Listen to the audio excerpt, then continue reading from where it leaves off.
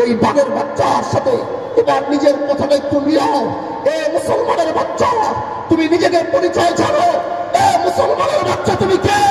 আল্লাহর সামনে গিয়ে দাঁড়াও, নিজেকে চিনো, একটা অর্জন দাও।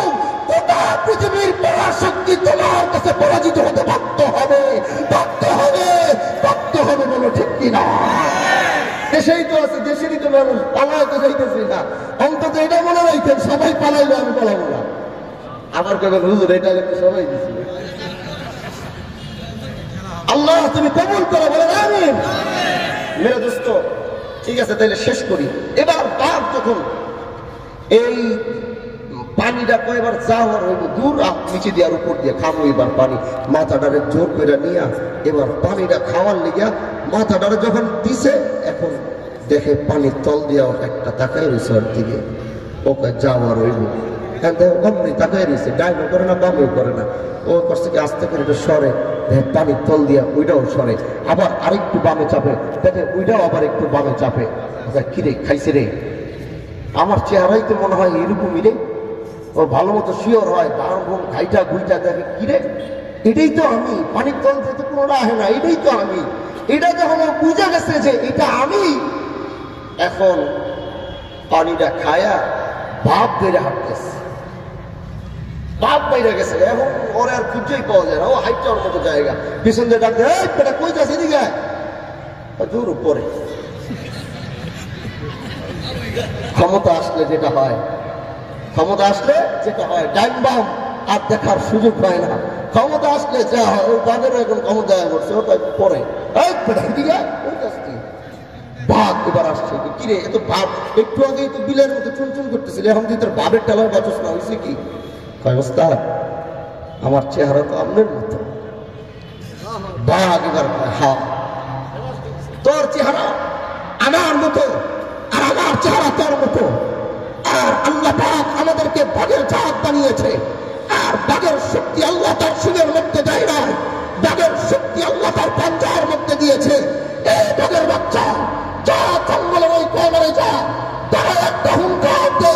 এই বাঘের বাচ্চা তোর হুঙ্কার বেরোতে দেরি আছে। গোটা বনের মধ্যে বাঘের হুঙ্কার শোনার পরে কোন পশু তার আপন শক্তিতে দাঁড়িয়ে থাকবে? আল্লাহ পাক কোন পশুকে এই শক্তি দেয় নাই, বলে ঠিক কিনা? এজন্য বন্ধু, এবার কথা আমার শেষ বার্তা, শেষ কথা। ওই বাঘের বাচ্চার সাথে এবার নিজের কথাটা একটু মিলাও। এ মুসলমানের বাচ্চা, তুমি নিজেকে পরিচয় ছাড়ো।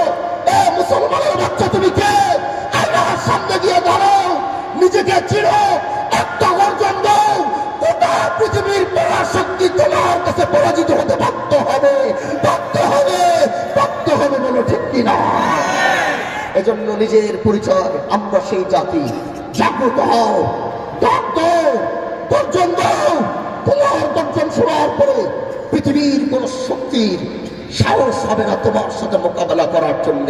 আমাদেরকে ভারত তুলনা করে বাংলাদেশে 18 কোটি, আমরা হইলাম 130 কোটি। অগত একটা ওই পানি দিয়া একটা দিলে পেড়ে করবো? আরে না না না, মুসলমানের মোকাবেলা সম্পর্কে আমাদের সাথে মোকাবেলা করবার আগে ইতিহাস পড়ে আসবা, হাদিসের কিতাবগুলো পড়ে আসবা, মুসলমানদের ইতিহাস পড়ে আসবা, তারপরে মুসলমানের সাথে মোকাবেলা করবার প্রস্তুতি নিবা। আমরা সংখ্যায় কম হতে পারি, কিন্তু এই বাংলাদেশের মুসলমান, আমি হামজালা তোমাদেরকে শেষ বার্তা দিয়ে আজ এখান থেকে বিদায় নিব। যদি তোমরা কোনোদিন শুনো, মাইকের আওয়াজ যদি কোনোদিন আসে, এ বাংলার যুবক তোমরা জাগ্রত হও, এ বাংলার ছাত্র সমাজ তোমরা জাগ্রত হও। বাংলাদেশের সার্বভৌমত্ব রক্ষার জন্য, ইসলামকে রক্ষার জন্য যদি রক্ত দিতে হয়, রক্ত দিবে। যদি জীবন দিতে হয়, কারা কারা জীবন দেওয়ার জন্য প্রস্তুত?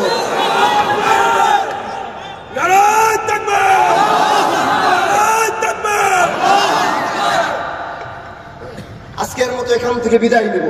20 তারিখে বাহাদুরপুরে ইন্তেজামিয়া কমিটির মিটিং, আগামী মাসে বাহাদুরপুর মাহফিল। অনেকের মনে রাগ, কষ্ট নিয়ে বাহাদুরপুর যান না, রাগ সব মাটির সাথে মিশান। আইসি না? আইসি কিনা কোন?